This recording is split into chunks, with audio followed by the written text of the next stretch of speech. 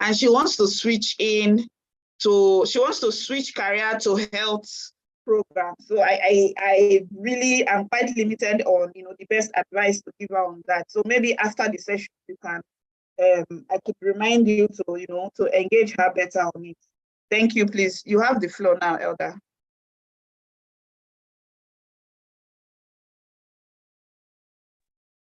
Okay, so good afternoon, everyone.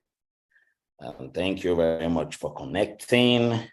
So this is usually the second segment of our talk for today, where, of course, what said that this is a mentoring program. So it's not just we coming, of course, to learn about studying abroad, but of course, we also get to mentor people on studying abroad, and obviously how we can build out, a global career utilizing education as the pathway. So answered all of the questions we really at the very beginning. We had to use the last 30 minutes, 45 minutes to majorly just do what I call mindset reorientation when it comes to your desire to acquire a global education. In this instance, of course, your goal is to want to study in the US, the Canada, and hopefully the UK from next year, January, when of course ProconnectPAY begins, of course, to fund people to study in the UK, either in January or again September of next year. So the good thing, of course, in what we do in ProconnectPAY is we don't just sell people on the loan. We don't just sell people on wanting to study abroad. Like we tell people, you have to study. Your studying abroad has to be intentional. It has to be purpose-driven. It has to be anchored on the fact that, I wouldn't want to just go out there and be counted as the numbers, but I would like to go out there and ensure that, I'm part and parcel of people that will make a significant impact at the job I have, in the company I work with. I would make a difference, but more importantly, I would also climb to the peak and the top, whether I find myself in the private sector or in the public sector, or whether I find myself, of course, working in the development sector.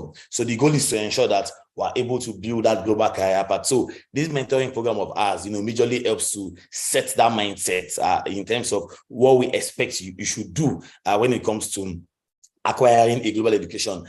And like I mentioned last week, we get to do this every Friday. The pathway to relocating abroad is not just dependent on education. There's education. There are those that, of course, go directly through the express entry. There are those that are selected as high potential individuals, and there are those of us that you might even get an opportunity directly from Nigeria to work globally. But like I always tell people that at what point do you make up your mind?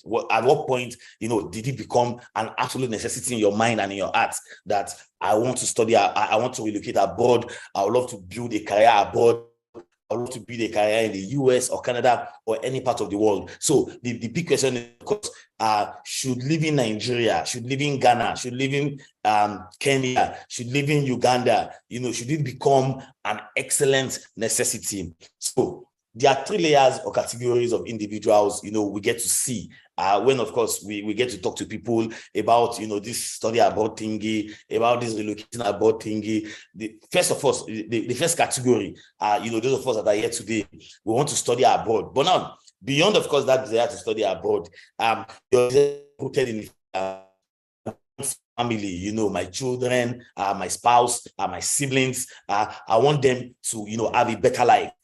I believe that if I go out now, whilst I'm still in the peak of my career, I can easily go out there, build the foundation that enables my offspring that have an easier life at success compared to, of course, what I had as a Nigerian or a Kenyan or a Ghanaian. That's, of course, on one hand. Now, there's the second category of people that For you, your desire to want to relocate is simply anchored on the fact that you believe if you get a job in a Fortune 500 company, if you probably get to work in the US or Canada, it adds to your ego. You know, your ego is popped up. People get to respect you more. People get to believe you more. If you probably share a post on Facebook or LinkedIn or Instagram or Twitter, you get more likes, more followers. Why? Because you are abroad. You know, that mentality about the fact that once you are abroad, you are better than all of us in Nigeria. So, of course, for a lot of other persons too, it could just be about the ego. You know, I just want to be abroad. I just want to work abroad. I just want to be there because it allows people to see me as being successful, as being a big man. Then there's the third category of people that want to study, that want to probably relocate abroad. For you, it's about your soft life, man. I just want a soft life. You know, all this Nigerian sapa and suffering in Nigeria.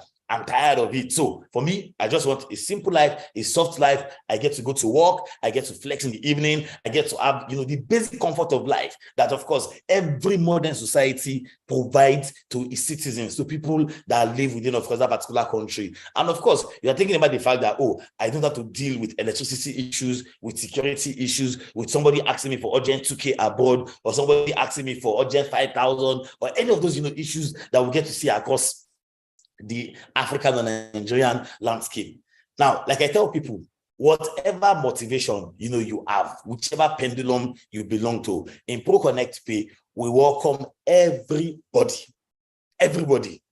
So even if you pretend that, oh, I just want to study abroad because I want to acquire knowledge to come back to Nigeria, we know oftentimes that it's just bobo.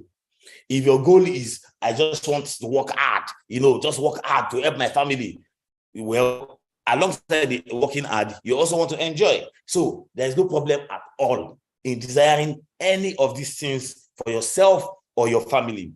But now there's something you should know. Beyond these desires, beyond this desperation, beyond this push, beyond this drive, your intention for studying abroad must be purpose-driven. It must be purpose-driven. It must be purpose-driven. And purpose-driven simply means that you just need to have a clearly defined career path. You need to have a clearly defined career path. You need to have, and having a clearly defined career path simply means that you have a clearly defined skill and expertise you are bringing to the table when you find yourself in the US or Canada. As Africans, as Nigerians, as Blacks, you cannot do without having a clearly defined area of expertise, a clearly defined career path. This is how you build a life of success for yourself. This is how you have that soft life you desire. This is how you are guaranteeing that the future of your kids, your family members, your offspring, the younger ones are bringing along with you, will be guaranteed because you have set the pace for them by being purpose-driven. So when they say being purpose-driven, it's not something spiritual. It's not something bogus. It's not something big. It's simple English, having a clearly defined career path. And having a clearly defined career path simply means that you have a clearly defined skill you are bringing to the table. Without these elements, trust me, it will be difficult for you to define where you think you want your life to be. In a year or 2 years or 3 years, when, of course, you begin to study abroad, when you find yourself taking on this educational pathway. Let me say something for the benefit of everybody. You see, one of the greatest benefits of studying in the US or Canada, of living in these economies, is the fact that whatever dream and aspiration you have, my goal is to work here. My goal is to build a career here. My goal is to climb like this. Trust me, it is very achievable, very doable. Of course, it comes with that hard work, with going above and beyond, with being different. But whatever dreams you have, it is very achievable, so long as you are willing to do your part. And your path starts from the basics, being purpose-driven.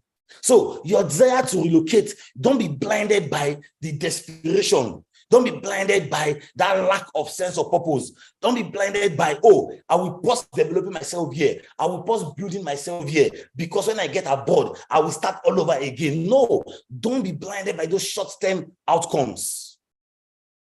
The very moment you become too desperate, the very moment you become too focused on, I want to relocate abroad, do you know what many of us will do? We tend to pause our lives in Africa. Okay, anything personal development, professional development, I will put a pause to it. When I get abroad, I will continue. I will start all over again. Oftentimes, it does not work that way. The life you built in Africa, to a large extent, is also going to be a replica of the kind of life you will build abroad. Now, the only difference abroad is this. Because the system you are going to rewards excellence, because the system you are going to rewards hard work, because the system you are going to rewards people that go above and beyond, you will tend to see that you will be making higher and faster success and progress to the top, compared to Africa, where politics, nepotism, favoritism, and all of the plenty shenanigans that will bring up can limit your growth.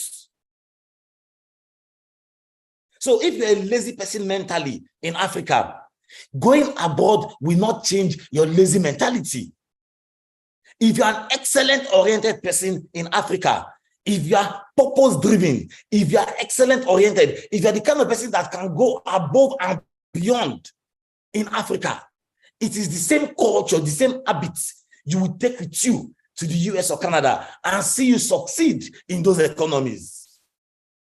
The only difference, like I said, is the fact that your success over there will be faster because the economy there recognizes the place of hard work, of excellence, of going above and beyond. You don't have to lick anyone's ass. You don't have to be an hypocrite. You don't have to be, what's the other word they use? You don't have to be a sycophant to attract favors and growth.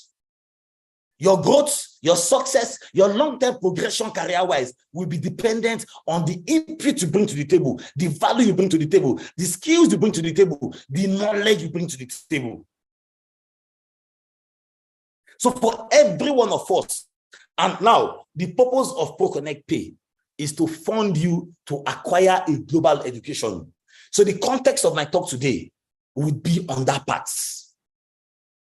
Do not aspire to study abroad if you do not have a clear-cut long-term game plan. Do not aspire. Now, there's a story I love to share. My colleagues have heard this story so many times. Some of you might have probably heard the story once or twice. But I like sharing the story because whilst my colleague was speaking earlier, I heard her talking about the fact that I heard some person saying this is their first time joining the meeting. So I love to share the story because in many ways, you can learn the importance of having a purpose-oriented mindset when you decide in your heart that you want to study abroad. So let me tell you what I want to, before I share my story, let me say something. Do you know that it's possible? Let me look at people's names here. So let me use Samuel Dick, for example. Do you know that Samuel Dick, it's possible for you to plan out where you want to get a job in the US or Canada, from Nigeria or from Ghana. So let me give an example. So let's say somebody decides that he wants to study an MBA with a focus on business analytics. Or maybe he wants to study an MBA with a focus on finance. And Samuel Dick has an aspiration to work with BlackRock. BlackRock is the biggest and the largest private equity company in the world by assets. They have over $4.2 trillion in asset under management. That is in liquid cash. And in the cash they've invested in the businesses that they own across the world or that they could own across the world. So they are the biggest when it comes to asset under management, BlackRock. So let's say Samuel Dick has that purpose, that goal of working there. Now, Samuel Dick has to be intentional about the school he will go to, about the state he will go to, about the course he will study. You cannot say you want to work in BlackRock and you're going to be studying an MSc in, let's say, in health informatics. Nobody will employ you with that kind of a degree. You cannot say you want to work in BlackRock, that is a finance private equity company, and you're going to study an MSc in project management. So the first things first is getting the course that is right.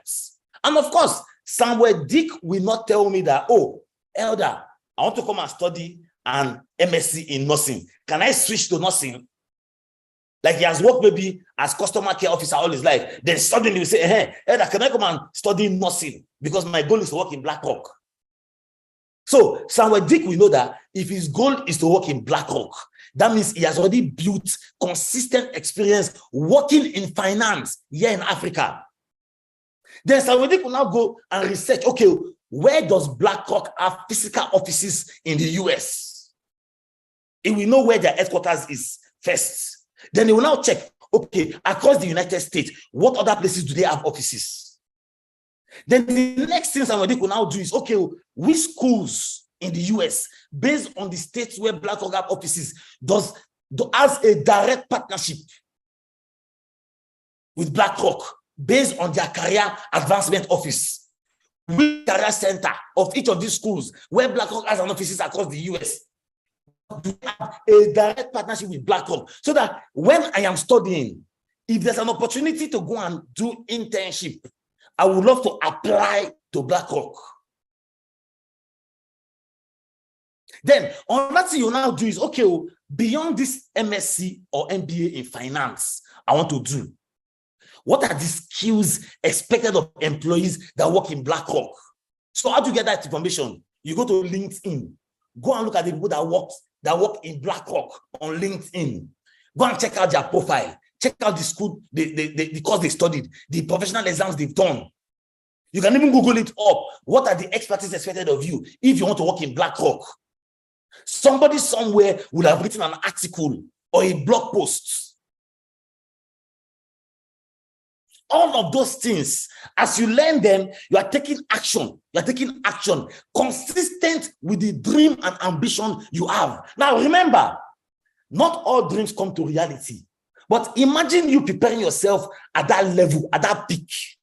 Even if you don't get a job in BlackRock, you will surely get an opportunity in a private equity firm similar to BlackRock because you prepared yourself for the best.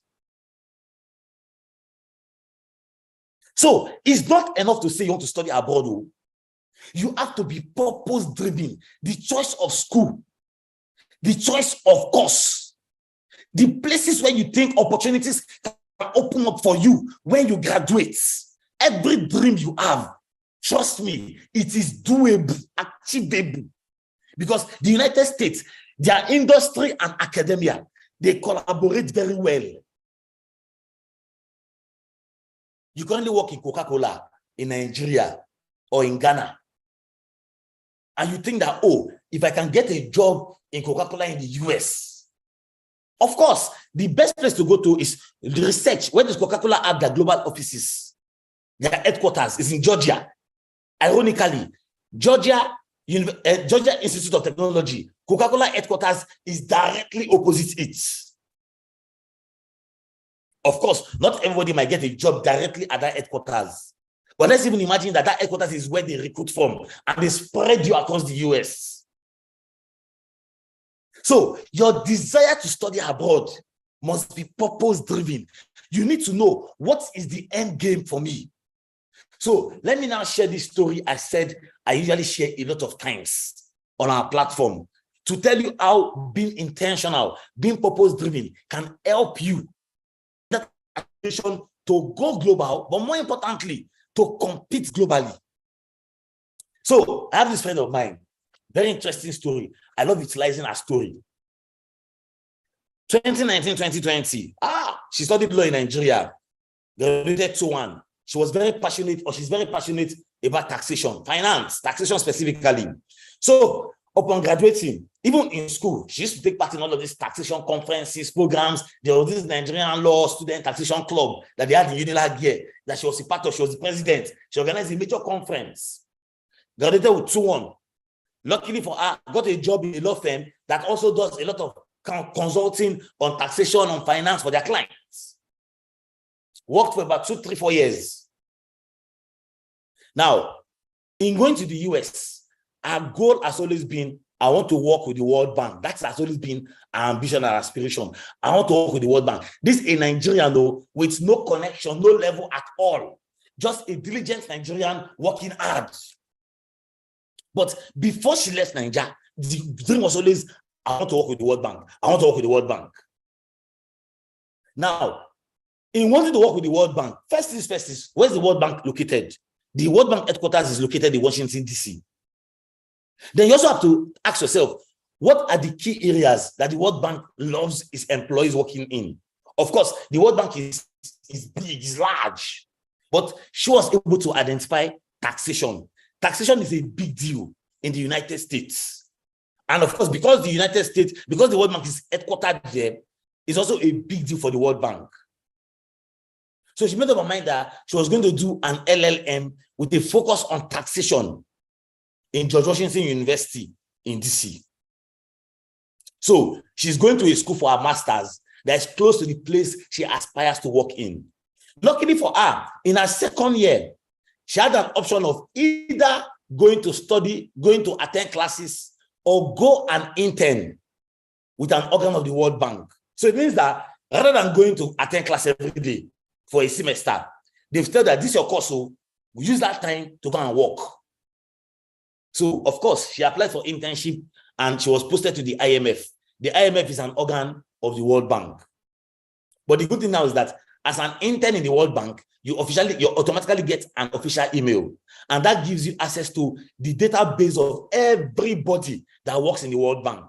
So every day, for the 3 months she attended classes, but supposedly was working as an intern for that few hours, it was unpaid. That's how she'll be sending emails to World Bank staff, asking them for a tea break. The tea break is not to tell them that she's looking for a job or to share her desperation. No. What she majorly was doing was to seek for their mentorship. So you want to work with BlackRock, and you currently are in a state where BlackRock has an office. Your goal is, if my course offers me an opportunity, I want to go and intern in BlackRock, even if it's for free. Then when you go to BlackRock, rather than sharing your desperation up and down, not begin to talk to different BlackRock employees to seek their one-on-one time for about 30 minutes, 1 hour, where you want them to share their story. I want to know, how did you get here? How did you build yourself? What are the skills you've learned? What are the things you've learned over the years? See, anybody that, it doesn't mean they've gotten to the peak, but they've made certain level of success. They love to share their stories with people. They love people listening to them. It's part of how they feel they can give back. So imagine doing that with tens, hundreds of persons daily for 3 months. You ask questions, intelligent questions. When you are done, you thank them, get their cards, get their numbers. Now, one of those many persons that this friend of mine spoke to, that works at the World Bank, at the point of her graduation, now shared a link with her that asked you, this particular office wants to recruit. And I know that you said you are passionate about this. So why not send them your resume and see if they will call you for an interview? Luckily for her, they called her for an interview. Now, the same day she was interviewed was the same day she was employed. Between the period that she has gotten employed and all of the times I kept seeing her to get updates on her advancements, this lady has gone to more than 40 countries across the world and works fully remote in DC for the World Bank. Now, you will tell me that, oh, Elder, this is just an outlier case. That is not always like this for everybody. But that's the thing. Not everybody is here. You are the 41 of you that are here today. So your case too can become the outlier because you are hearing this form of information. So you cannot take on that aspiration to conquer globally if you do not have a clearly defined plan. And that plan does not start from when you land over there. It starts from even before you leave Nigeria, before you leave Ghana, before you leave Kenya.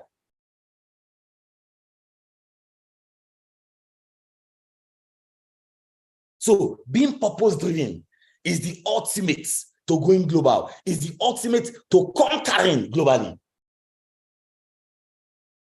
Now, of course, beyond your purpose-driven mindsets, there's a principle I call the principle of universal appeal. The principle of universal appeal. Some of us that are here, who are local champions in your area, your local governments, your state, your office. If we take you out of your state or your office or Nigeria and take you elsewhere, just like when you take a footballer from a particular football league and you take them to another league, if they cannot replicate the peak performance they had in the former league they were, then you know that that performance of theirs is fluke. So the same also applies to you as a professional. If we take you from your current place of work, from your current local government, from your current state, from your current country, from your current comfort zone, and we put you elsewhere, the skills, the knowledge, the know-how, your expertise, your confidence level, will it be the same and even more than it was in your previous workplace or your previous comfort zone or your previous area or environment? So the point is this: in your aspiration to study abroad, in your aspiration to go global, in your aspiration to dominate globally, your knowledge, your exposure, the kind of information you have, your network must be global. And the beauty of this is technology, social media, digital media has made it easy to acquire global knowledge, global exposure, build a global connection without even leaving your home country yet.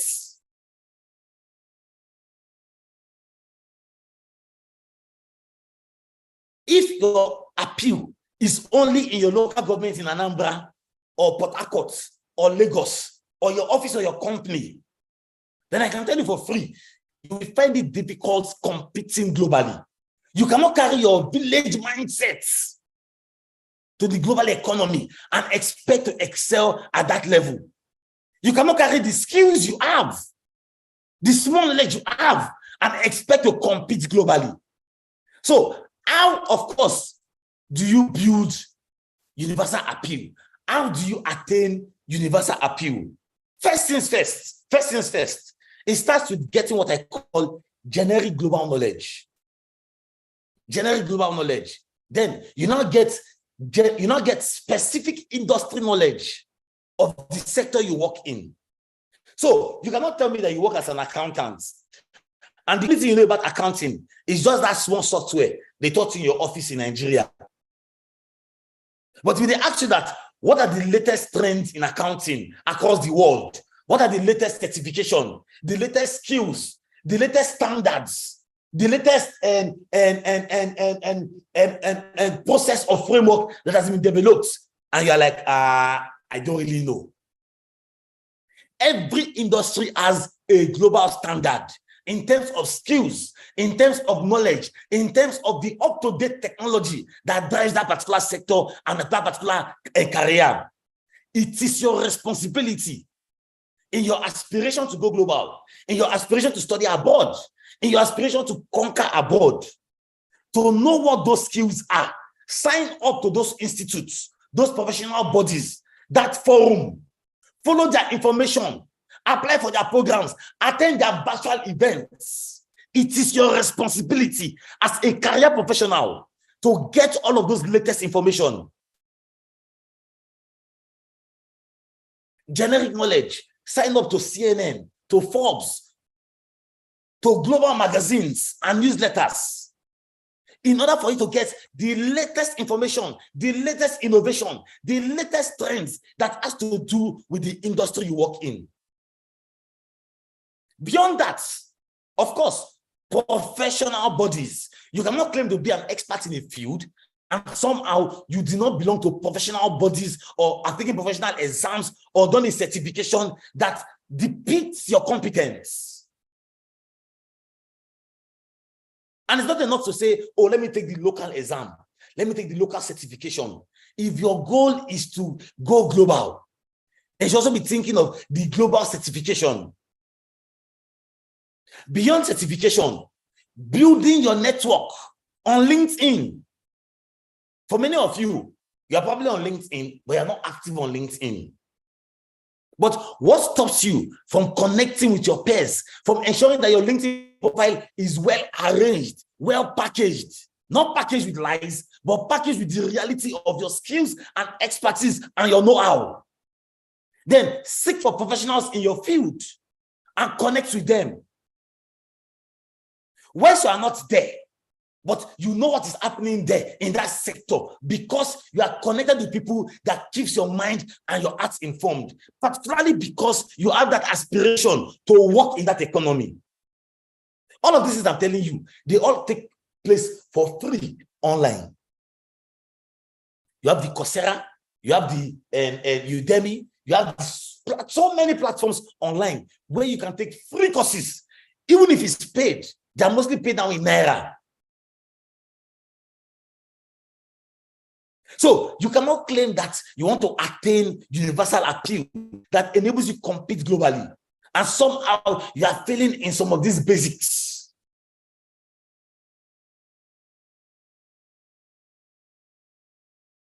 Even your social media relationships should be a reflection of your global aspiration.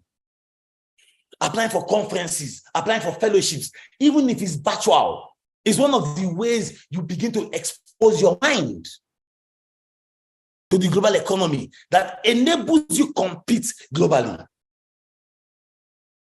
I remember having a conversation with somebody in Washington, D.C. some months back. And, we're talking about some happenings in the US, an American, way matured American. And when we're done with our conversation, the dude had to tell me that, man, that he's really impressed that, someone from Africa actually knows what's happening in the US. And like, I'm well informed, even better informed than a lot of people that live in the US itself, full time. And I had to tell the guy that, bro, what do you think, man? Do you think back in Africa, we live on trees or probably disconnected from the world? That everything I know is simply a function of watching Al Jazeera, a CNN, Fox News, and whatever global platforms I can connect to. Whether it's via email, whether it's via their newsletters, whether it's via the ones I see on my app, whether it's information I follow online, or the one I watch on TV. But somehow, I make it a point of duty to know what is happening across the world, whether it's in business, whether it's in economy, whether it's in sport, whether it's in innovation, whether it's in science. This is how you conquer. This is how you attain that status, your ability to be intelligent across various demographies. And it takes nothing from you or your day than just a function of habits, a function of building that culture of excellence. So if you are going to go global, if you're going to dominate globally, if you're going to study abroad and become successful post-graduation, these are some of the elements we encourage people in ProconnectPAY to embody. So, of course, you are lucky you are getting this information today, even without being a member of the platform. Now, imagine the level of information we share to people that become members of the platform. So, you owe that responsibility to yourself. Now, in wrapping up, of course, my talk for today, like we tell people, if your goal is to study abroad, please, even if you do not have an immediate goal of studying abroad, but you just want to relocate abroad, please, people, go and look for a commercially viable course or a commercially viable skill to acquire today. Yeah, you probably do not have a clearly defined career path. You probably do not have a commercially viable career path. There's nothing wrong in starting to do that path for yourself. It could be in sciences, it could be in technology, it could be in engineering, or it could be in mathematics, or it could be in a business course, like an MBA, or marketing, or sales, or accounting, or human resource. These are the courses and the skills of the future that we guarantee you remain relevant today, tomorrow, and 20 years to come. Now, how do you know a commercially viable course, a commercially viable skill to acquire? It's a skill that will remain relevant over the next 10 to 20 years. You know that so long as I have this skill and I'm acquiring more knowledge I am updating myself with the latest in the world in terms of this skill.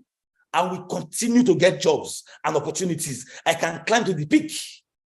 That is how you identify a commercially viable course. That's what you call the future of work. So please, we would encourage you. That's why in ProConnect, we will tell you, we will not fund you to study non-commercially viable courses, because the goal is, as you study a commercially viable course, you are acquiring a commercially viable skill that ensures you remain commercially viable relevant over the years. And because you're commercially viable relevant, it also means that your economic future, your financial future, your professional future is secure today, tomorrow, 10, 20 years to come. And this is the guiding principle to going global. You cannot, as an African, go and be studying theater arts, gender development abroad. It makes no sense at all. Why would you go and study courses like that that are reserved for all those white people? That not them. They can study anything they like. You don't have to suffer or struggle the way we do. Of course, I'm not saying those courses are totally useless or bad, but in the context of the fact that you are an immigrant, you're a Black person, you're not a citizen of these countries, you do not have the luxury to study courses that does not guarantee your economic future, not just for you, but for your siblings, your offspring, your family, and those that depend on you. So whatever skill, whatever career you are building, ensure it's the skill that will remain relevant today, tomorrow, 10, 15, 20 years to come. It is the basis and the premise upon which ProconnectPAY fund its candidates to go global. It is the basis and premise upon which you are guaranteed a career success over the years. Thank you very much for listening, everyone. If you have any question, please, you can raise up your hands, and of course, we'll get to attend to your questions.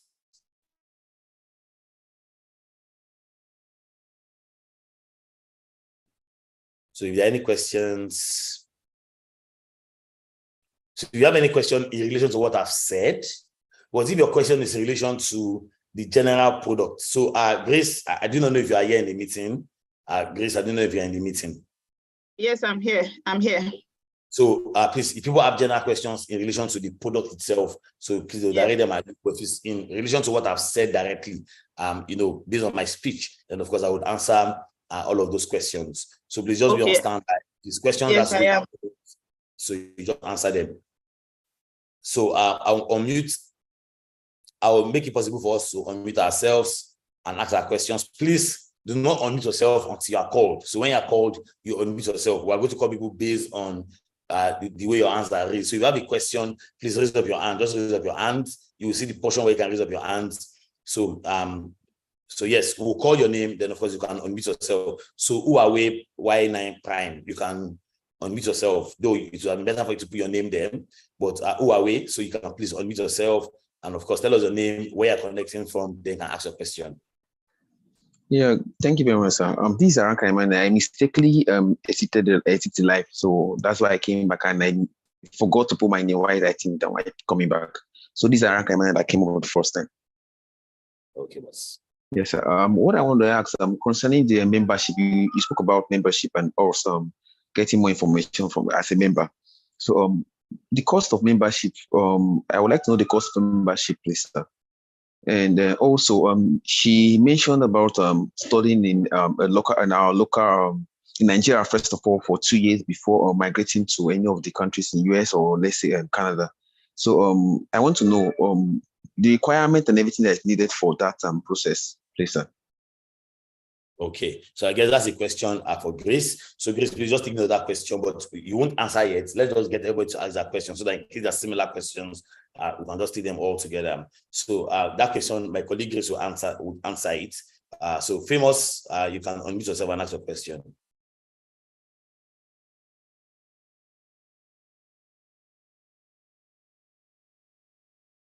Famous Nathaniel, you can unmute yourself. Yes, sir. Okay, so yeah, you have the floor. Yeah. Good evening, sir. Yeah. Well, to be sincere, I'm blessed with your high opening lecture. I pray God give you more wisdom to train us better more in Jesus' name. Thank you. Sir, my question is this. You know, I have interest in the aspect of relocating to the US by the grace of God. But you first of all mentioned something that has to do with a potential, sir.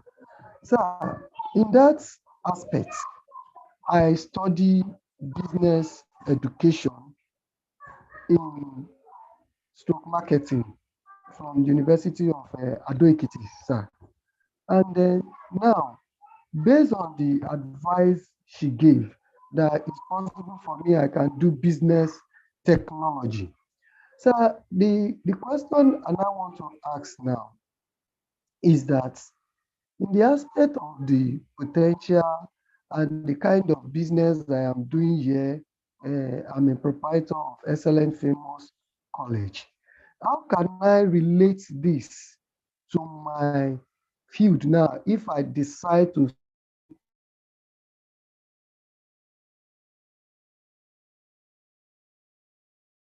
Okay, so Famous, I seem to have lost you. I don't know whether I'm the only one that is probably losing.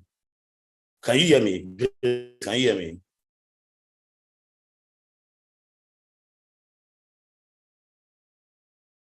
Yes, I can hear you.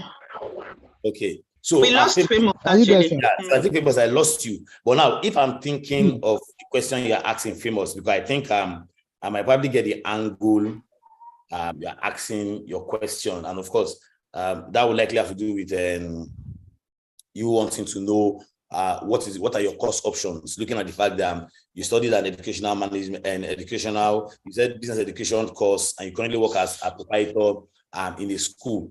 Now, this is something I was telling members of our platform during the week, that oftentimes, some of us, we look at our career paths and we think that we're disadvantaged when it comes to the career that we have so far. But now let me give you a little change in perception. So Famous, yes, you might be working as a proprietor, but are you aware that being an academic and being a school administrator, it's also a clearly defined career in the US. Now, being an academic tutor, which of course means that you're an educator, yeah, we'll call it teacher, but the package would obviously be educator or academic tutor. I'm pretty sure that in some of your teachings, you probably leverage technological tools to teach your students. You probably leverage some form of interactive media to teach your students. That ultimately qualifies you to take a course in educational technology or take a course, an MBA in educational management.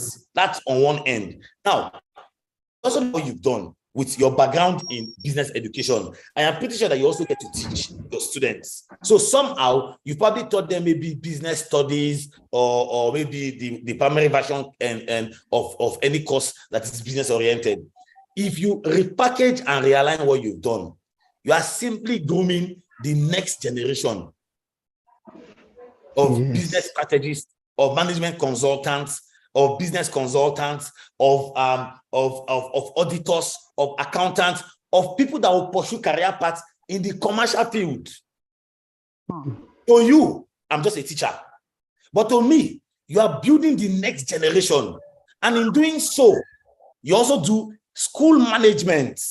You also use interactive media. You leverage on technology.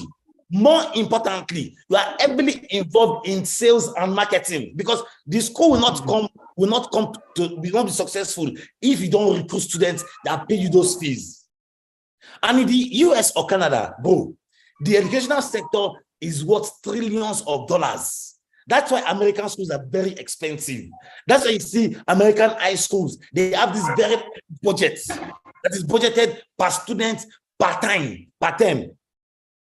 So if you graduate, trust me, you can have an excellent career as an educational technologist, or even an excellent career working in universities, helping them drive sales, helping them drive strategy. But to we in Africa, we just look at our teaching experience and we just get, if I'm not working in Green Spring or some of those Lekki schools or VI schools, that means you're not really having an excellent academic career path. No. The lecturer is not the only person that can call themselves an academic tutor or educator. Even as a science teacher, you are a STEM advocate. You are a STEM professional. You are a STEM enthusiast. Grooming the next generation of scientists in microbiology, in biochemistry. That is you being a teacher. But look at the concept I'm giving to you to package yourself, to compete for opportunities. So yes, you can be a microbiology teacher all your life. But yet, because you're a STEM advocate, working in the educational space, you can still go and do an MSc in microbiology. It's all about perception and how you present what you've done so far to the people you are seeking admission from. So my advice to you, you can either do an MBA with a focus on educational management or an MSc in educational technology. Okay, thank you, sir. But please, I need somebody that can assist me on that because I don't have a guardian. I know I just got the link online. Key question, okay, are you a member of our platform already?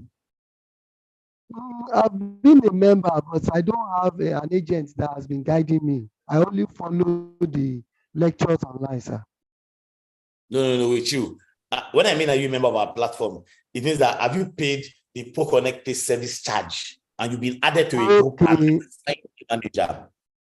I've not, sir. I've not.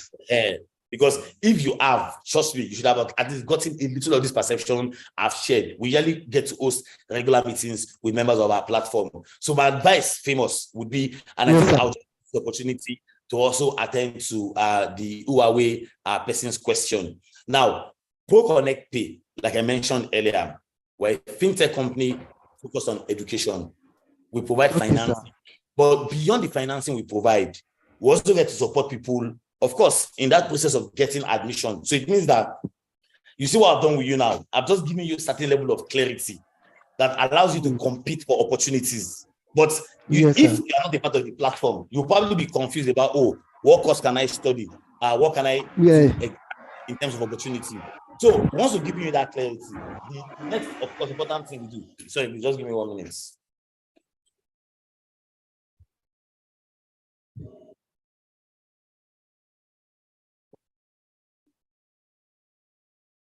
So just give me 1 minute. All right, thank you.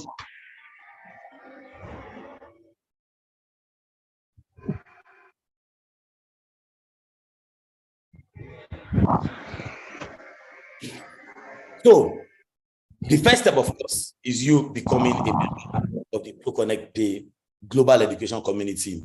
It costs 138,000. Now, what is, of course, we allow people to pay that money in 2 installments. So it means you can pay it first, then can balance the remaining 2 weeks later. So what it does is we help you identify a school. We help you write your statement of purpose. We help you package refine your LinkedIn profile and your resume. They will now help you submit the school application. We do all of this within 4 weeks. So long, of course, you have given us your transcript and all the documents that are needed to enable us to start your school application. Now, I can tell you this, Famous. We do not lie. Do not influence this admission. Our goal is to guide you. So based on these guidance and information you've gotten, we'll now realign your profile to fit in line with this. But beyond all of this shalaye I've given to you, you now need to begin to take steps to now, okay, go and take online courses for free. What is educational technology? What is interactive media and education? What are the latest trends in educational technology? You know, all of those information that pops up your mind and your heart. What are the opportunities post-graduation for someone like me? What are the other skills I need to acquire beyond the MSc I'm going for? This is the way you prepare yourself to compete for opportunities post-graduation. And see, let me say this openly to everybody attending today's meeting. Recently, I started telling members on our platform that I will encourage every one of them to go and write IELTS and GRE. Now, in the past, Famous, if you had met me last year, this same time last year, and you asked me that, oh, in ProconnectPAY, do we mandate IELTS and GRE? I would like to tell you that, no, we don't really mandate it. It's not compulsory. But you know what we've discovered? When you have IELTS and GRE, it increases your chances of getting scholarships. So yes, our goal is to sell loan. I want to sell $15,000 loan to you. But if you get scholarship and they cover all of your tuition, the only thing you have to pay is your cost of living. or they cover a portion of your tuition and a portion of your cost of living. Yes, I will sell less loan to you, but you also know the benefit to me. It also allows your liability to be less. But more importantly, Yes. it increases your chances of getting a visa. Because when you go for your visa interview, you will notice that because you have scholarship clearly stated on your I-20 document, you're easy to apply for your visa application. The visa officer will be less concerned about your funding. Rather, they want to know, what did you do that made them give you this scholarship? Tell me, what are the things that make you unique? And that's why you begin to make mouth about the impact you've made that has made you a worthy candidate, that has made you an high potential candidate, and why you got that visa, why you got that scholarship. So that conversation on what will you do post-graduation, how do you intend to fund your education, you will see that it is reduced to a large extent because the visa officer is more interested in your potential, because anybody that can get scholarship obviously has high potential. And let me say this for everybody here. When a school is charging you $50,000 as only tuition, they not tell you that they're dashing you $15,000 in scholarship. Please don't be happy. They've not helped you at all. What they've simply done is their original school fees is $35,000 or $30,000. They only made this thing so high so that they will not tell that they gave you $20,000 in scholarship. You will not be happy in your mind that, I got scholarship. It means nothing to you, because they know that an average school fees for an international student is max $30,000 per annum, which is even high. So when you see a school giving you $20,000 in scholarship, but you still have $30,000 school fees to pay minus cost of living, they're not helping you at all. What they've simply done is psychologically, they've just done out a marketing strategy. This is the actual cost we want to charge, but let's make it look like I see we're giving them something in return. It's a strategy deployed by American schools, by UK schools, by Canadian schools, but it is mostly used by American schools. And you mostly see that it's those private universities that do that thing the most. If a federal school, that is a federal school or a state school, gives you scholarship, it is always significant.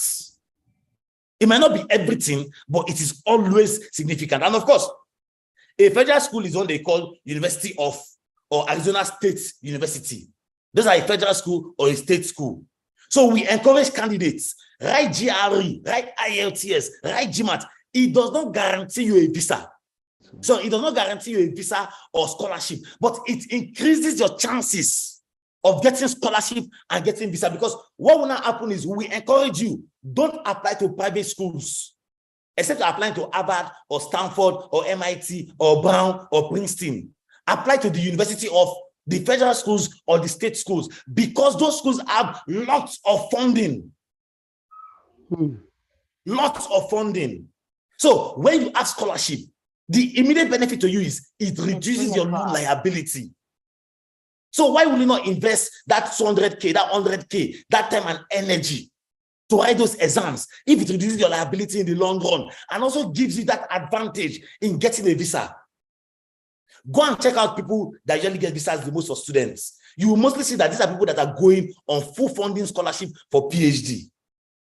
It's not an error or a mistake. It's simply the way the system has been designed to favor people that have funding, because they believe more in your potential. If a school has given you funding, there's something about you.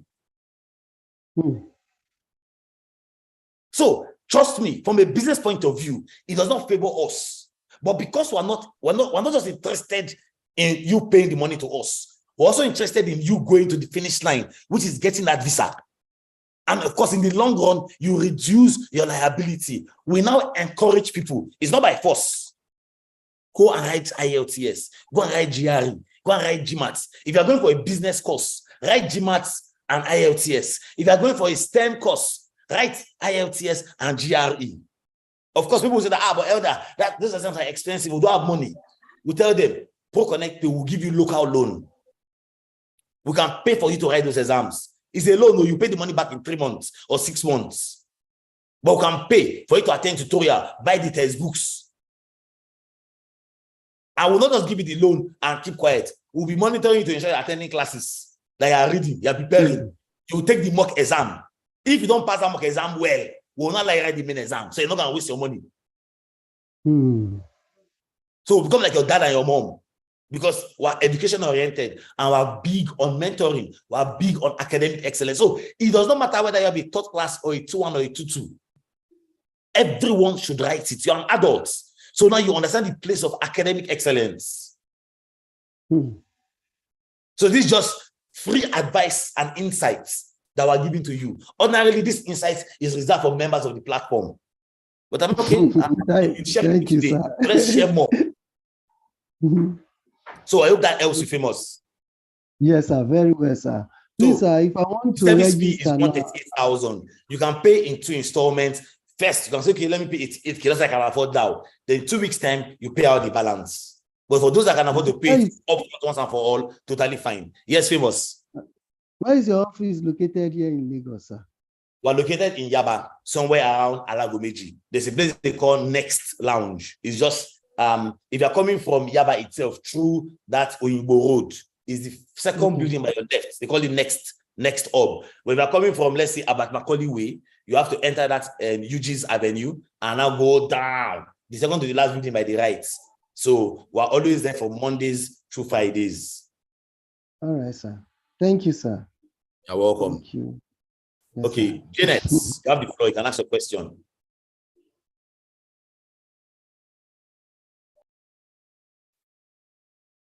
You can unmute yourself, Janet.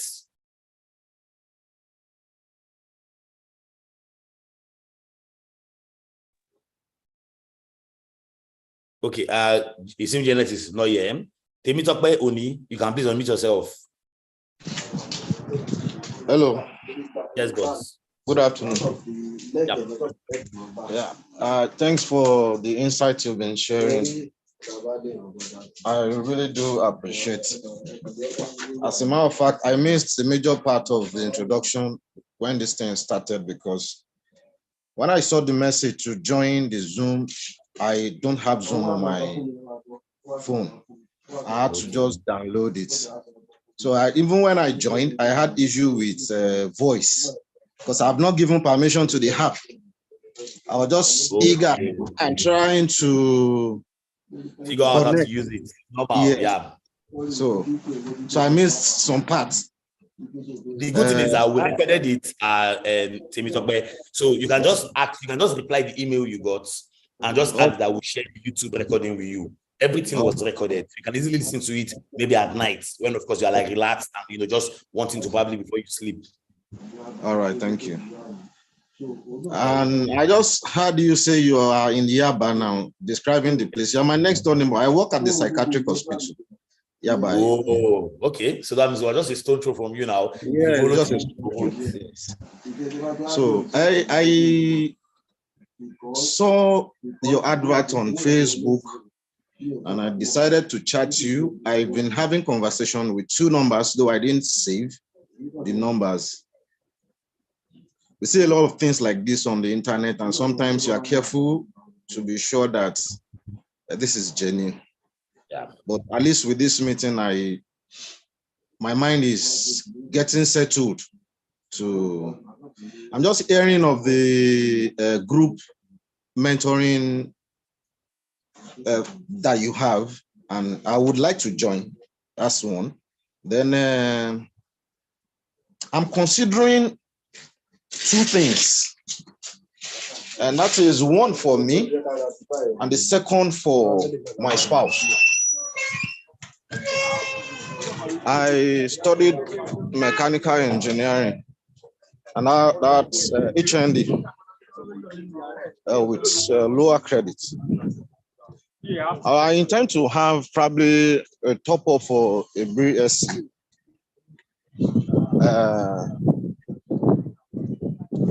Maybe in Canada, but not US. I honestly don't want to face US interview. No. For even you with HND 2-year BSc, we encourage you Canada. You will not be advantaged going to the US for interview. So we encourage BSc transfer students to go to Canada. You are more predisposed to getting Canadian visa as a matured candidate for Canada and the US. So we already know that internally. So we don't even encourage any HND person to go and face US. You will not get visa. Just go and do it in Canada. It's easier because down, if you write well, you prove all your documents correctly, you will get visa easy. And we've gotten students that have gotten matured candidates, HND graduates that have gotten visas for Canada. We will not even tell anybody to go to the US for that. Okay. Then, as regard to my spouse, she's a registered nurse, registered midwife with a diploma in School of Nursing, UCH. She is planning to have a top-up, run a top-up program also in Canada. Though I've been trying to make some applications on her behalf. I've applied to University of Manitoba, though application fee is yet to be paid.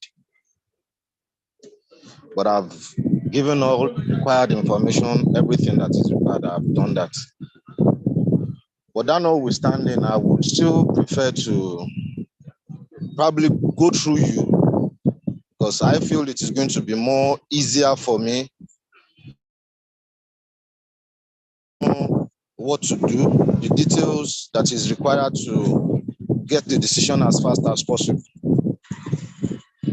So, okay, your wife, is she a BSc graduate? Does she have any BSc or HND degree? hello? Your wife, does she have like a BSc degree? Or No, just she that doesn't have a BSc. It's a School of Nursing diploma. It is so equivalent to LPN, licensed practical nurse in Canada. No. I know the conversion. So unfortunately, our funding programs are only for degree holders, whether you are HND graduate or a BSc graduate. My advice will be this: as you run your process, you can do your best, get there, settle down. The very next day, you settle down, you can start your process to get your wife over. So what it simply means now is that your wife will likely just have to come and study on her own. Guys, personal funds, or probably be working part-time, while of course she's studying to get a normal nursing pathway. But on the ProconnectPAY platform, we don't have any form of accommodation for now for nursing graduates, for school of nursing graduates. So initially, we wanted to try to. That means I will be the only one to. I'll be the only that will be able to access. Exactly, that can access our services directly. Okay. All right. If I may ask. Yes, boss. I would like to know the amount of funding that is available for students, and maybe is it that you fund the entire process or just the first year? Or I want to. Okay, so let me just give you a rundown because you just came in now. So what we do is ProconnectPAY provides funding. Now there are two countries we provide funding for. We provide funding for the US and we provide for Canada. Now for the US, we pay for accommodation. We pay for the cost of living, which is like your feeding, housing, textbook, exercise books. We pay for health insurance, and we won't reimburse your flight tickets, which is attached to your school fees. For Canada, we only pay for tuition. You can reimburse your flight tickets because the money is attached to your school fees, your tuition, and we also pay for health insurance. But you see that accommodation, feeding, the Canadian government has banned companies from giving loan for that purpose. The Canadian government is saying that for the first 3 months, a student should come with money. Within that period, you cannot get a job that can pay you up to 2,000 Canadian dollars monthly. So you can use that money you make to sustain yourself. Yes. Now, the major reason they've done that simple, they discovered that because of the too much money coming into the economy, it was driving the cost of living of housing up and causing inflation. So they would rather that you come and work there, be productive there, then the money you use to pay for your cost of living. But in the first 3 months, you will need to bring your own money to take care of yourself. Of course, people are lucky, they get jobs immediately. But for some persons, it might take you a while to acclimatize to the cold weather, trying to get your house and accommodation, then settle down to classes before you can get a job. So we encourage people, first 3 months, have your money. After that, you cannot get a job that allows you. This is simply, now before, we used to pay everything initially, but the policy to change that started this year, and it's a Canadian government policy. And like I mentioned earlier, when somebody was asking a question, I think it's Kingsley, that our job as ProconnectPAY is to simply communicate updates by our banking partner or by the university or college you partner with, or by the Canadian government or US government. We do not influence any of those policies. It's like somebody's changed something, we'll communicate it to you. If they not change goalposts again tomorrow, we'll communicate it to you. So it simply means that anything you hear today, tomorrow can change. Not because ProconnectPAY is changing it, but because the school might have changed their policy. The government might have changed their policy. The banking institution we partner with might have also changed their policy. Okay. Our job is to communicate those changes to you in real time as they come. So the immediate cost, of course, you need to pay right now is the 138,000. With that, we help you source for admission. We don't influence who gets admission, but we'll make sure that we help you to refine your resume. We help you write your SOP, and also identify a school that we know can admit you. Then, of course, we help you submit that school application.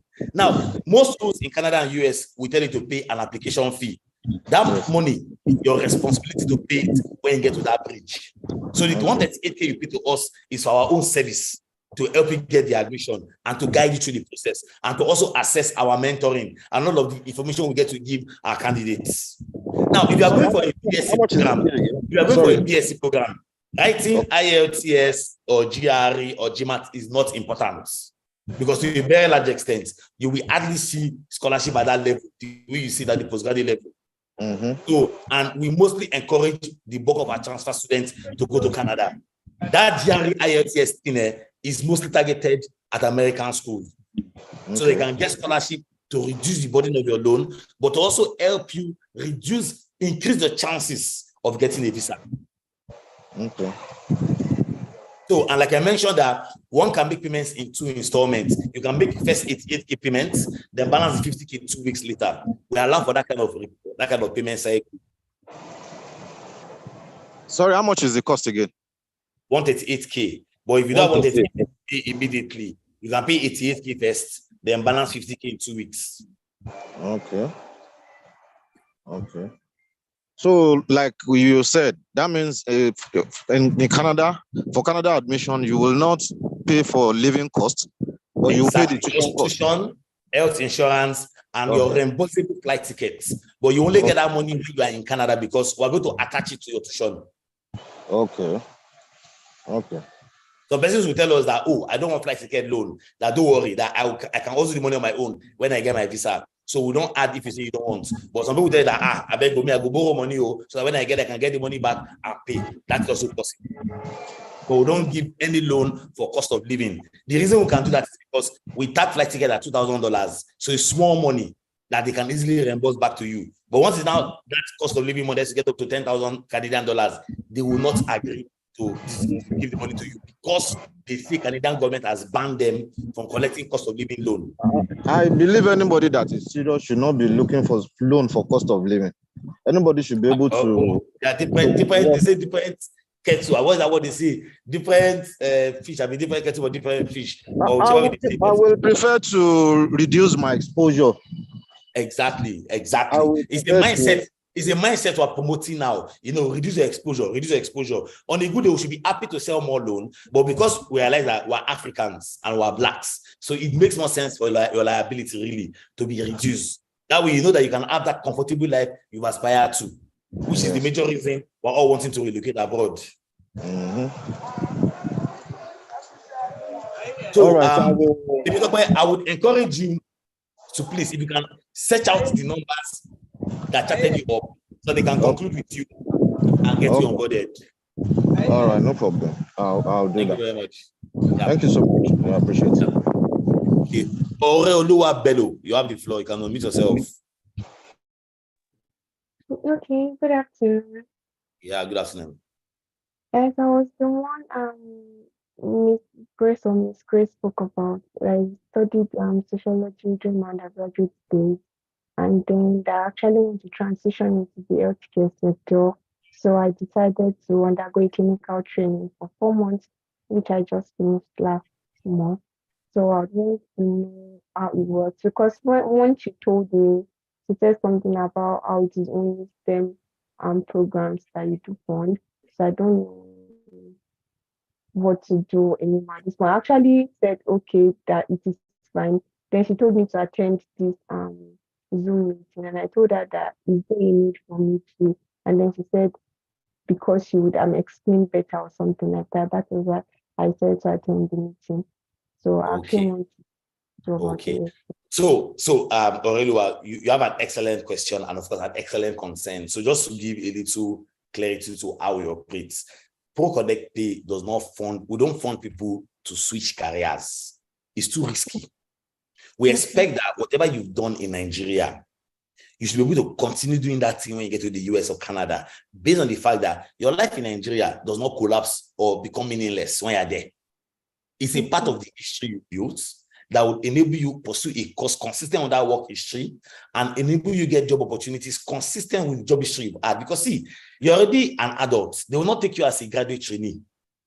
So it means that if you now go and study a course you have no experience in, you now begin to struggle to get job opportunities as a graduate trainee because there are obviously younger Canadians, Americans, and people across the world that are in their 19s, 20s, they are competing against. They will obviously employ someone that is way younger when it's a graduate trainee position. If it's an experienced higher position, you now become disadvantaged because you do not have any direct work experience in that particular field. And remember, you're not a Canadian or an American that enjoys the advantage or privilege of, okay, let's still employ him so long as he can do the job or he can be trained.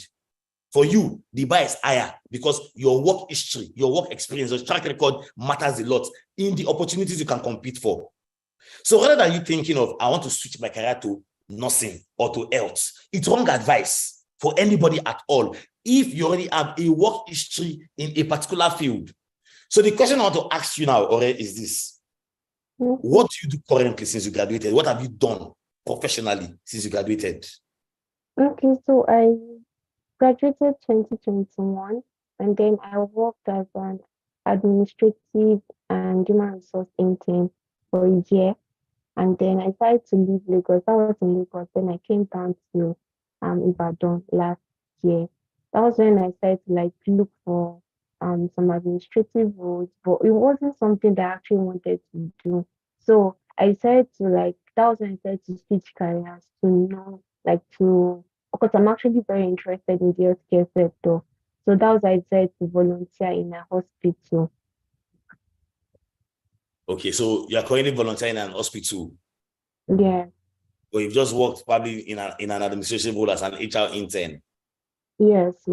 So see now, and Oreoluwa, now all things being equal, unless you can do a BSc all over again, which we don't fund in the US or Canada, there's practically no way you can delve into the health industry. You didn't study a public health course or a community health course or a microbiology that gives you that advantage. You study sociology. Sociology is a social sciences course. So there is no, as far as our funding is concerned, there is no connection at all to healthcare or health. Okay. The only option you have, the nearest option you have, based on what you've told me that, oh, you've done a little of HR, is that on our own end, we will just backdate your internship and front-date your internship as the only job you've done. And we can then recommend that, okay, if Aurelua can go and do an MSc in human resource analytics, based on this internship thing that you've done, we can decide, we'll just front-date and backdate your internship experience as your current job. If, of course, you are a candidate on our platform. But see, I want to tell you that you don't need to switch your career because you think that, oh, healthcare will pay me more abroad. It's a complete waste of your time if you decide that I want to start studying on that 4-year program. You're not an adult. You can still build up a successful career for yourself in human resource tech. And now I'm giving you this advice based on the fact that you told me you've done an internship in HR. If you didn't mention that at all, I'll probably just tell you that, if I see, go and focus first on trying to build a career for yourself. If you come at people wanting to study abroad. But because you've identified one field, I feel that you can build out a career for yourself there. So what it simply mean now is that energy is to go and volunteer in an hospital. Use that energy to rather go and volunteer in a company where you work with the HR departments. Begin to build a career for yourself in HR. You don't need, there's this wrong notion that Nigerians tend to be deceived with. oh, when you go abroad, it's nursing, it's personal care worker that sells abroad. No, it doesn't. It's a field that makes sense for you. If you studied nursing, if you studied microbiology, if you studied biochemistry, so yes, you can be successful at it. But if you have a different background and you suddenly want to just switch because somebody told you it is, you'll be shooting yourself on the leg. Because you rather want to do something that's consistent. And sociology, in many ways, there's an element of HR in it, if you look at it very well. So why not take advantage of the course you've done, the internship you have, and where you can easily build a career for yourself. And of course, a commercially relevant course for you will be human resource analytics. Okay.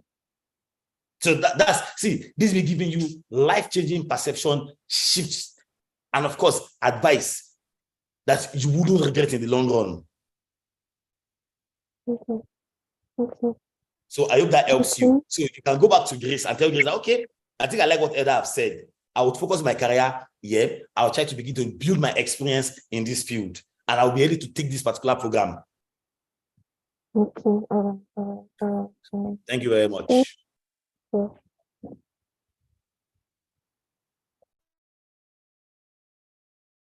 Okay, so let me see the people that have their hands raised up here. Okay, Caleb, you can unmute yourself. Yes, thank you, boss. Yes. So I just wanted to ask from the previous question the other person asked, because you were saying that once the payment is made, 138,000, you do all the necessary things you said. But is it that you are not guaranteeing the admission or what? I don't want to be clear on that. That is one. We don't. Because, so like I said before. So let me just answer this first one. So we don't influence who gets admission. But now let me now give a realistic scenario. We've had candidates, one or two candidates that didn't get admission through our process. So what we'll simply do is we'll just try for another school. So our deal with you is that until you get an admission, we're not going to abandon you. So if you try first school and they don't give you admission, we're obligated to try a second school. We've already done the documents. We've already done the job. So what we're simply going to do is just to edit the name of the school, edit some of the things to reflect what the school wants and submit a new application for you. But we already have everything in place. So that's normal. That second time is not usually difficult for us to do because we already have everything in place. Schools will have their reason why they don't admit people. It hardly happens 99% of the time. People get admission to our process. But let's even say you don't get admission from an angle of reality. Until you get admission, so long as it's within that 1 year purview, we are bound to serve you till you get admission. Okay, the reason why I asked is because okay, I don't get admission, for example, I'm just saying, and I have to pay the application fee again to the other school you're trying to help me with, right? Exactly. So you have to pay the application fee to the second school. Exactly. Again. So long as, except the school says that, and we were giving a waiver. But oftentimes, if, like I mentioned before, we encourage people to apply to schools where they can get scholarship, and only federal and state schools most of the time are the ones that give scholarship. So you want to apply to a school that you know you can get scholarship in. Well, yeah, I think you'll be the person to handle that once I give you my details. The reason why I ask actually, we don't handle that. So let me say how it works. Okay. When you write your PRE and of course your IELTS, there's a portion where they will ask you what financial aid. Bro, the same thing that has been written in your SOP is the same thing they use to judge whether you get scholarship or not. It's just a tick thing that you tick, which we tick for you when we're submitting your application, that yes, I want to apply for financial aid. So there's nothing special. They don't tell you to write a special essay for financial aid. It's the same SOP we've written that they use to judge whether you should get financial aid or not. Okay. Remember that your statement of purpose is a reflection of your past in terms of your career history and a reflection of your future potential. And that's exactly how we refine people's SOP. So we don't lie about it. We use your realistic experience, but we help you to refine it in a way that it shows your past potential of what you've done, based on what you've done, and your future potential, which is consistent with your work history. Okay. Well, I am. Of course, your ability to pass GRE and IELTS is now on you, not on us. Because the higher your score, like I told our guys some days ago. You need to know what is the bandwidth accepted that even makes you competitive to get scholarship. So you need to go and Google up the information on your own. That what is the minimum grade or score I would have that makes me competitive to get scholarships. So it's not your job to ensure that you read to ensure that minimum you must get that score. Okay. Okay, but the thing is, I have a first degree in physics, but it's a third class, and I did a postgraduate diploma in computer science. So I intend, is it possible I do a master's now I'm intending a school in Canada, so it's a master's in probably information technology. I'm currently a network engineer. So you can go for our college. You can go for our college pathway. Our college pathway, I can tell you for free. Anybody that applies to our college partner in Canada will get admission 99% of the time. Okay, is that a master's program? No, you are going to go a 1-year PGD. You have a third class. So Canada does not have a third class directly. So you have to do a 1-year PGD. Then you do a 1-year master's. And luckily, they have IT programs they do. Okay. And this can be... Okay. And you do a 1-year master's. This can be January, right? Right now, I can tell you that January will be hard. If you're talking about in second quarter, which is in January, February, March, April, yes. January right now for anywhere is going to be quite difficult because of the visa timeline. Not impossible, but it won't be January we will resume. We'll likely resume around February, around March or April. Okay, but the earlier the better. It's fine. Of course, boss. Okay, so for those of you that have third class, and of course you have experience in IT or in a business and area, you can go for our 1-year PGD. That's where BSc graduates, 1-year PGD, then a 1-year master's. Like my colleague mentioned earlier, for those of you going for PGD, your pathway is a little different. You pay beyond the 138K you pay to ProconnectPAY for our service. You also get to pay 185,000 for your application fee. Then you also get to pay 550,000 tuition deposits, which is completely non-refundable. It's the school policy, not our policy. I'm simply communicating what the school does. Of course, at that point, they will issue you their LOA. ProconnectPAY will issue you a letter of support. Then you start your visa process. Once you've gotten your visa, when we disburse your tuition to the school, they will reimburse back your 550K to you that was paid as deposits, including your flight ticket money. So that's majorly how the process for those that have third class and you have an experience in IT, no matter what you studied, if you have an experience in IT or business, you can go to our PGD program. I did not say what you studied, experience. So if you don't have experience in any field in IT or in business, you do not qualify for our PGD pathway because those are the only areas where we fund people. Business courses or in the field of IT, no matter the IT you are doing. So long as you have work experience in IT, you qualify for a PGD pathway or a business course. For those of you that work in business, either as a business analyst or front desk officer or customer officer, or you run your personal business. Okay, please, could you run through the funding is different? I'll pay 138 first. You pay 138K, which is general fee that everybody pays, but the application fee to school is 185,000. Like I said before, you are guaranteed 90% of the time admission. We have a direct relationship with them. So long as you follow our guideline, you will get admission. Then, of course, when you now get the admission, you now pay a tuition deposit of 550,000, which is non-refundable. Normally, people are supposed to pay 10% tuition deposits of the 30,000 plus they charge. But we have to tell them that is going to be too high for Nigerians and Africans. So why not reduce it to 550K? So at least if you are paying 10% deposit normally, even if you don't get a visa, they will reimburse your money, but they will still deduct 10% of that money. It's a Canadian government rule.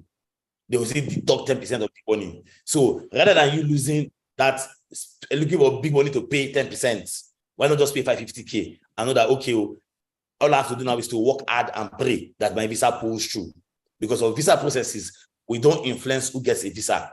I love to say this clearly, but we'll support you to ensure that you get a visa. You'll be able to talk to candidates that have gone to the school you are going to and Canada you have gone to get information from them, to get insights from them.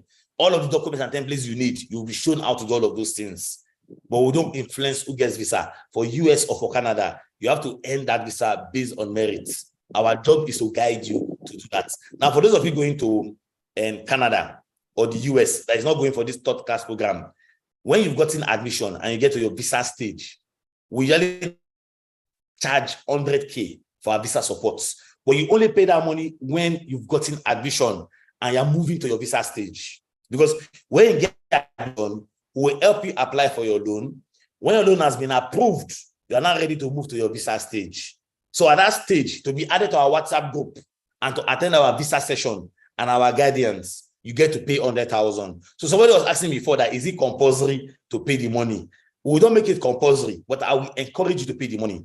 Because those are third-party agents that are going to utilize, I can tell you for free, they will be telling you a lot of illegalities that we don't encourage.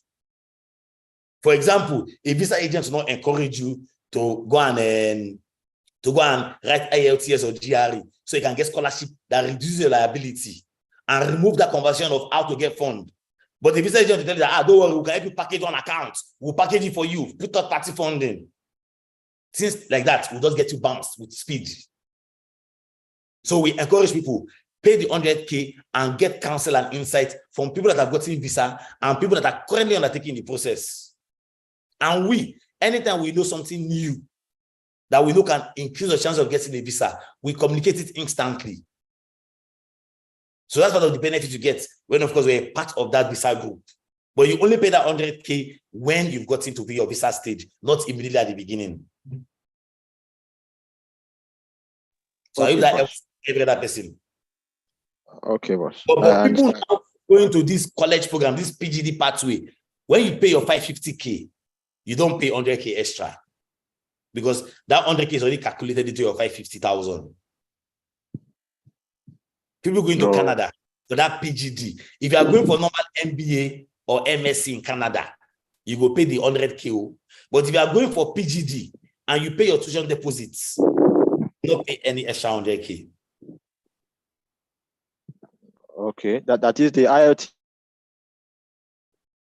For those of you going to Canada for PGD, you don't need to write IELTS or GRE or GMAT, no, because the school don't make it compulsory. Canada are very big on loan and your personal fund. That's why they don't allow you come with loan for cost of living. You'll be expected to use your personal funds to back up your loan approval. So it means that if we approve $40,000 for your tuition for 2 years, you will need to show like between 7M to 10M proof of funds to back up your application. As I have the money to take care of myself. So ProconnectPAY offers that service too for proof of funds for people, for his members.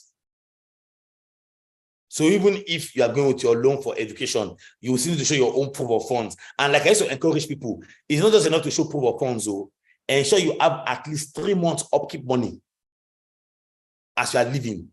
So that if it takes you that long to acclimatize and settle down and get a job, you will not be stranded economically. Because for abroad, nobody they send your face, so is all man for himself. It's not like Nigeria where community can rise for you. Over there, everybody works for every money they earn. So there's no space to be accommodating in your house if you're not contributing towards that house bill. So please, let's take note of that. Okay, so Samsung SMA1, you can unmute yourself. After Samsung, Emmanuel, my last question for today will be the Huawei person. After that, I'll have to close. I've already exceeded my time, which is supposed to end by 3. So yeah, you have the floor. Please tell us your name and yeah. Okay, my name is ProconnectPAY.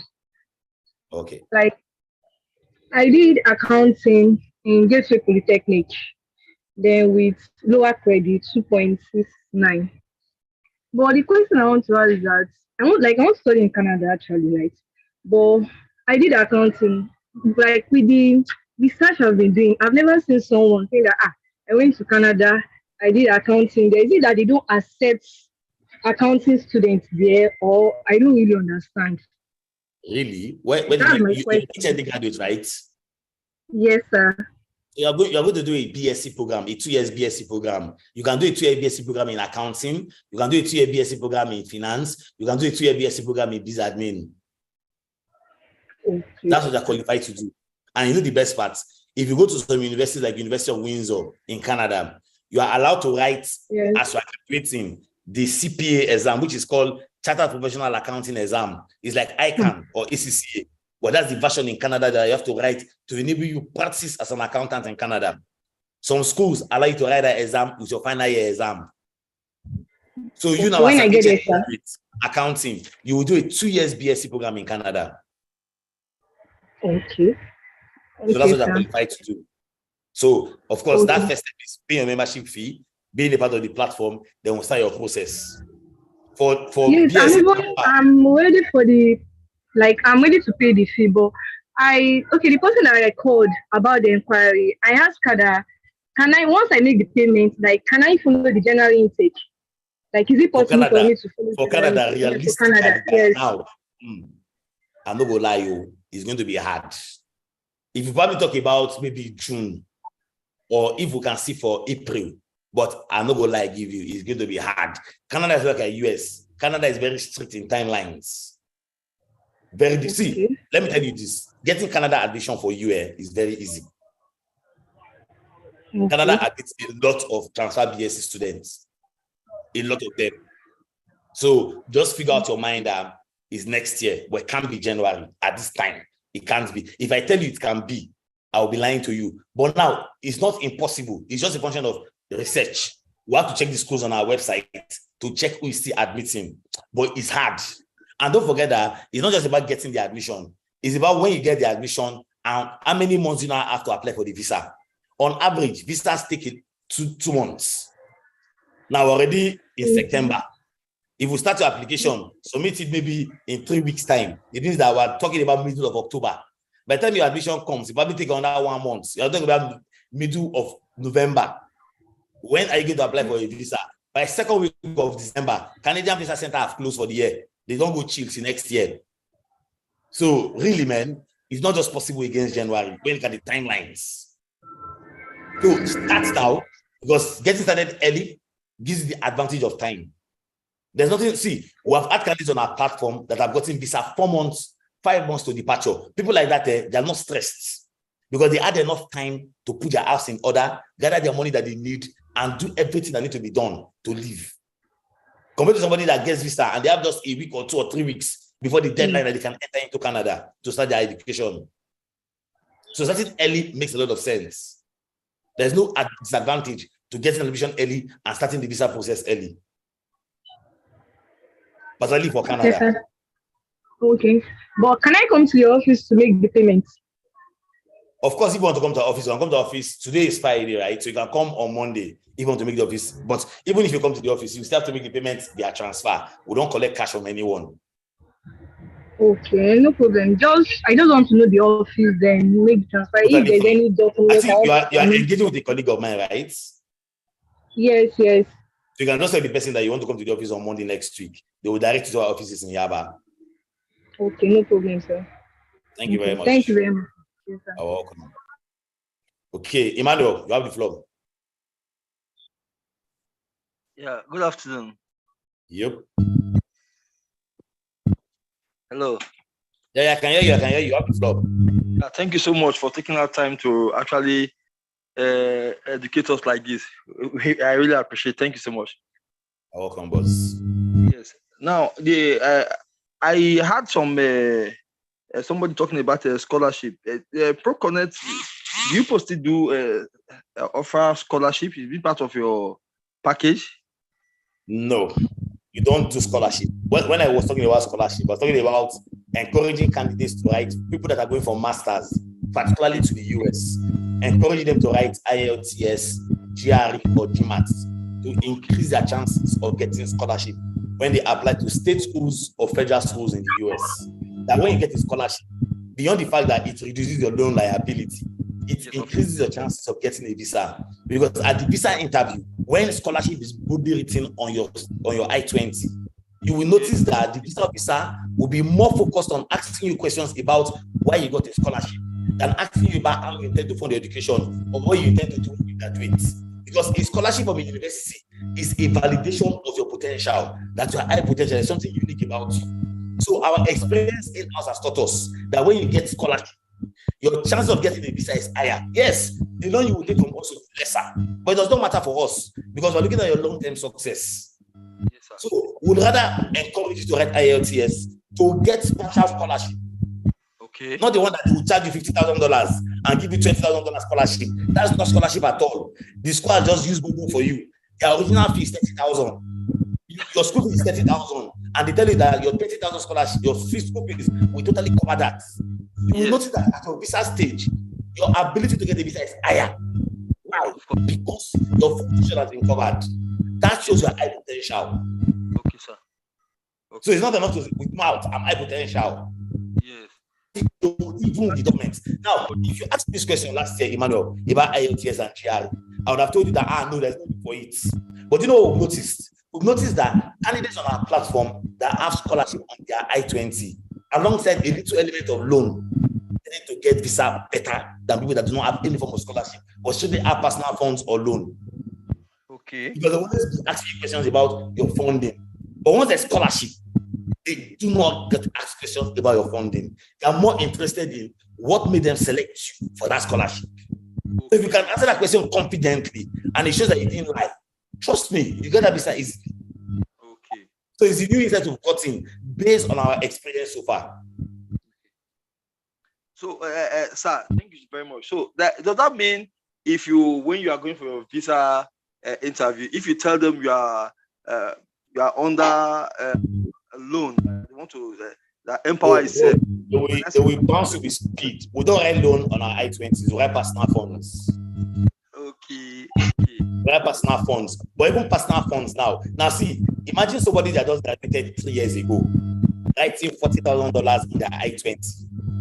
How do you spend that you got that money if your papa is not $30? But imagine if your total tuition is covered and you only have to pay a cost of living, or they give you 50% tuition and scholarship, then they now give you a job as a graduate assistant, and it's stated on your I-20 that you'll be earning $1,000 monthly.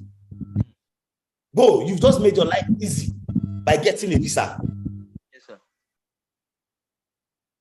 Okay. So that's the mindset we're trying to push now with candidates on our platform. For anybody that says that, see, it's not compulsory to write IELTS or GRE. It's not. I'm getting you, sir. But we just encourage people now that it increases your chances of getting a visa if you are going to the US. Yes, sir. I understand very well, sir. I get it. Thank you very much. You're welcome, boss. Yes, then, sir, please. Is there anything like maybe when you post that because I'm trying, there's somebody that I'm talking with on ProconnectPAY now. If they start the admission, for instance, can they do apply for the loan before that admission come out? Is it possible that way? So it has to be, you have to get your admission first, then we'll apply for your loan. Okay, sir. Because without that admission letter, your loan will not get approved. Just the application will hang. Okay. So we rather you get the admission. So once the admission comes, that's why we support people to with that process, because we tend to do it faster than candidates will do it on their own. Because people are busy, people go to work, people are probably tired when they come back from work. So once you got in the admission, we go to the application process immediately.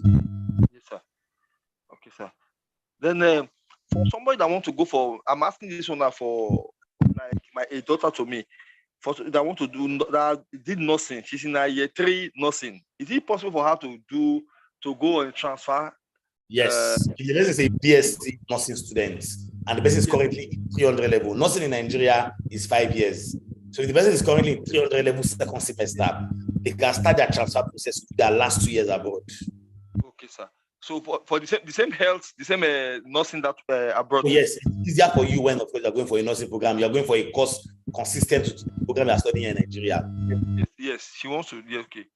Okay. Now, as a political scientist, do I have a chance? As a political scientist, do I have a chance of being financed by ProconnectPAY? So the question is not as a political scientist, but the question is, what have you done professionally? So just give me context. Professionally, what have you done work-wise? Okay, when I graduated, I worked in the bank. I've worked as a marketer, I've worked as a teller, I've worked as customer service in the bank industry. And after that, I'm on freelancing, digital marketing, online digital marketing.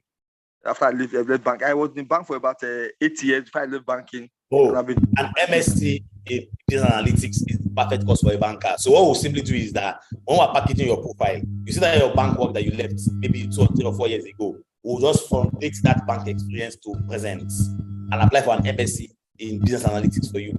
All our bankers that have worked across operations, tailoring, customer service, marketing, we recommend business analytics MSc for them. It's the perfect course for you. Okay, business analytics. Yeah, an MSc in business analytics. Okay. So like I mentioned before, if one does not have the 138K to pay immediately, you can pay 88K first, then you balance the 50K in 2 weeks. We totally accommodate that. And we help you refine your resume, refine your LinkedIn profile. We get to help you write your statement of purpose. And of course, we get to submit this application for you. 95% of the time, we've recorded successes helping students get admission. If people do not get admission 5% of the time, it's just a rare case. Or maybe that's probably very high standards. But oftentimes, we've seen people get admission seamlessly. Okay, sir. So is this possible? I prefer US. Sorry, I'm taking so much time. I prefer US. I want US. I just desire US. Totally possible. Oh, and of course, like I mentioned, I would encourage you, as you are planning for the US, also plan to write IELTS and GR to push your chances of being able to get scholarship or partial funding. Okay, sir. Okay. And January, is it possible for US? January, is it possible? If you join this month, yes, possible. There are schools in the US that are still admitting now, but I cannot give you total guarantee about that. My colleagues are the ones that will have to do that research, focusing on schools, on federal schools and state schools. But even if it's not January, within that first quarter of January, February, March, April, yes, you have a lot of US schools that are still admitting for that period. Okay. Thank you so much, sir. Thank you. I appreciate it. Yep. Thank you so much. Thank you, sir. You're welcome. Okay, so my last question for today, Huawei, you have the floor. Okay, thank you very much, sir. Sorry, I'm taking much time. This is my third time. So what I wanted to ask is concerning I wanted to find out if your company is only based on Canada and USA, because why I'm asking that is that I had 2 admissions from 2 different schools. An admission for 2 different schools in India. One is Shada University, the other one is Mango. So I can't remember the name though. So for Shada University, I was given a percentage in the scholarship, but you've made me understand why they do that though. Then for the other university, I was given 100% scholarship tuition fee. I was given 100% scholarship. Only fund US and Canada for now. We don't do India. Okay. We're hoping to introduce UK from next year again September. So I'm going to later. So okay. Well done. Who is this?